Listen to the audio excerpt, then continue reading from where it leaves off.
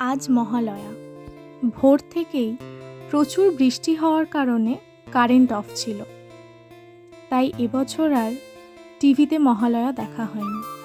ভোর 4টের সময় উঠে ফোনেই শুনেছি, আর তারপর আবারও তোমাদের জন্য সকালের কিছুটা সময় ক্যাপচার করেছি। সকালে উঠেই ব্রাশ করে আগে আমি একটু গরম জল খাই। এটার কিন্তু অনেক বেনিফিট আছে। আর তার সাথে ছিল ওভারনাইট সোক করা আমন্ড। তারপর গ্রিন টিটা বানিয়ে ঢেকে রেখে দিয়েছিলাম কিছুক্ষণ, যাতে ফ্লেভারটা ভালো আসে। তারপর দুজনে চা খেয়ে আমি আমার মাছগুলোকে খেতে দিচ্ছিলাম। তারপর গেলাম বিছানা পরিষ্কার করতে।